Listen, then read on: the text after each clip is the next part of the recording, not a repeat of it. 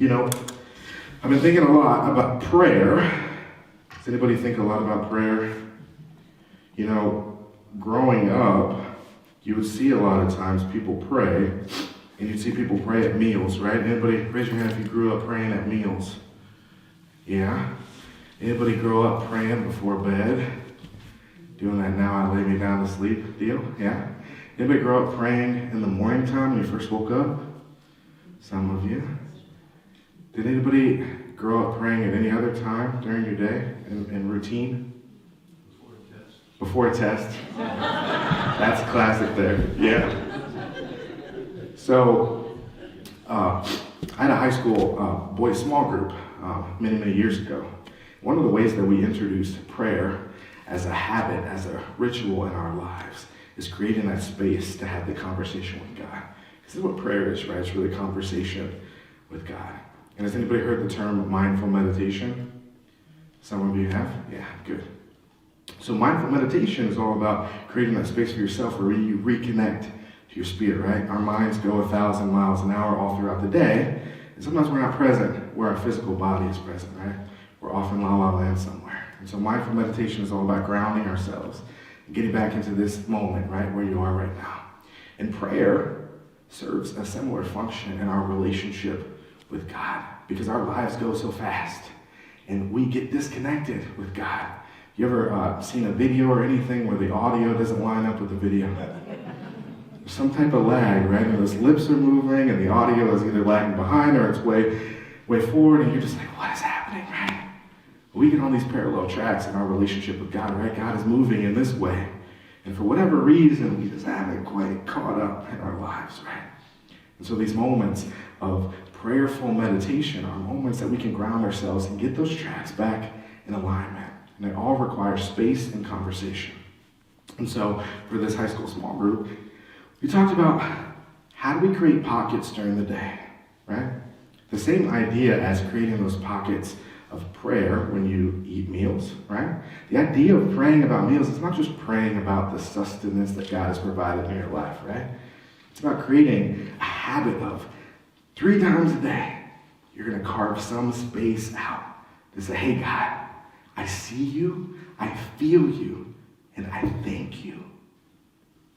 And we don't traditionally do that, right? But that prayer before bed is not just about, God, protect me while I sleep. God, thank you for the day that I've had. May I wake up tomorrow. It's about, hey, God, I see you, I feel you, and I thank you. And so we talked about, as a high schooler, it's very difficult to carve that space out, right? You're eating fun meals with your friends, all these things. It's hard to take that space out, to tune everything out and say, I'm going to pray. So we talked about check-ins with God. And mindful meditation works the same way.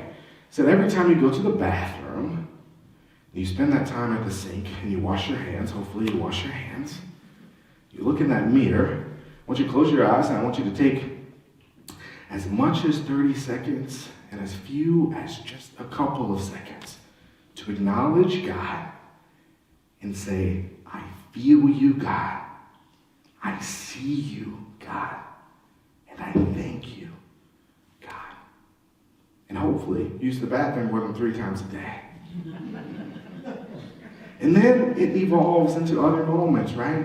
You're at a stoplight. You have just a couple of seconds. You're sitting at that red. Instead of thinking about your grocery list, instead of grumbling about the fact that the person in front of you stopped on a yellow, take a moment, take a breath. I see you, God. I feel you, God.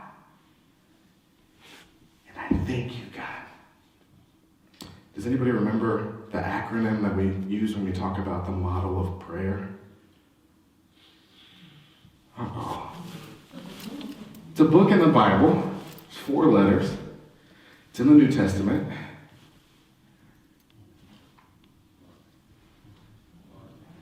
No? I heard it somewhere. Acts, right? And does anybody know what it stands for? What does the A stand for? Adoration.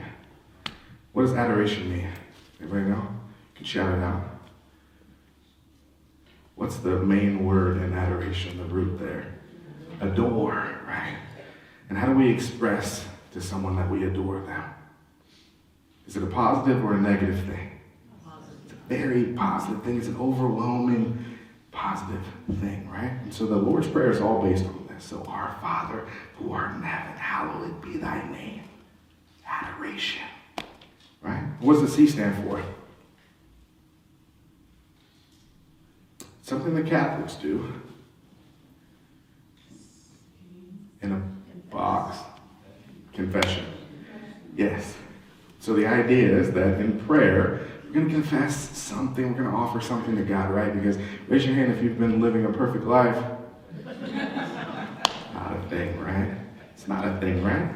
You got something to offer over to God and say, hey, God, heal me in this way. I need you to address this piece. I haven't been doing what I needed to do. So that's the confession piece. And then the T, what's the T?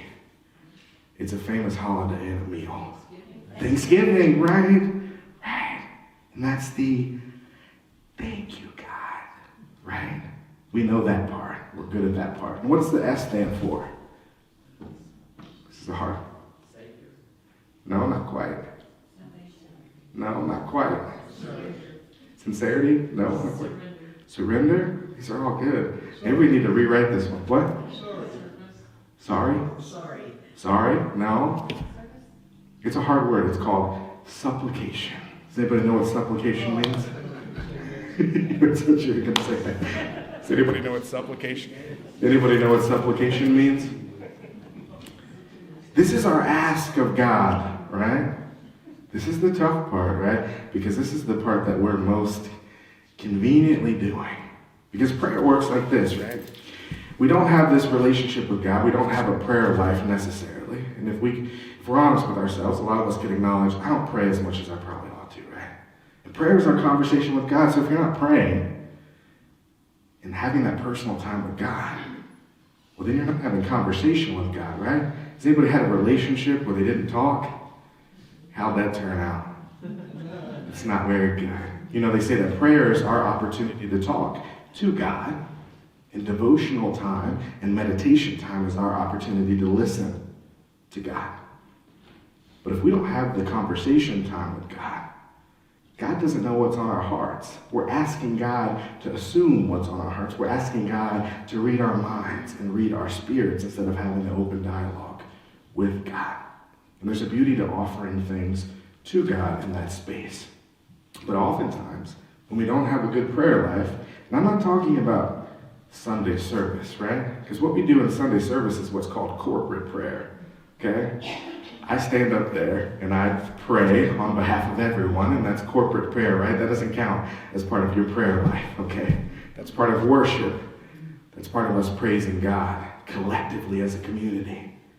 And the prayers that we read of thanksgiving that we all read together, that's corporate prayer, right? That's not part of your individual prayer life. You've got to be having those conversations out there. And when our lives and our prayer lives are summed up by supplication, by us asking God, God, can you show up for me? God, can you do this for me? God, I've got a test in 20 minutes and I didn't study for it, right? That's not a relational interaction, is it? It's not give and take, right? There's no adoration in that. There's no confession in that unless you've confessed, I didn't study. There's no thanksgiving in that. It's just, God, I need you. I know I haven't showed up the last 4 Sundays. I've been busy. The water was so nice and I just had to fish. God, I know I haven't been praying the way that I'm supposed to. God, I know that I haven't been serving the way that I'm supposed to. But God, I need you to show up right now. The test is in 20 minutes. Doesn't really work that way. When we have this type of relationship with God, it's not really a relationship, right? We're just putting God down as an emergency contact. And that's not what our relationship with God is supposed to be, is it? It's supposed to be much more than an emergency contact. Right? God is supposed to be one of our best friends. The person that you can tell everything. Even the stuff that you don't feel comfortable enough to tell your spouse or your parents or your family members, or your best friend on this earth. It's all stuff that you can hand over to God. and say, God, I can't carry this right now. I don't have the strength. I don't have the willpower, but I know that you can. And I know that no matter what lies on the other side, that you're going to be there. And that's the relationship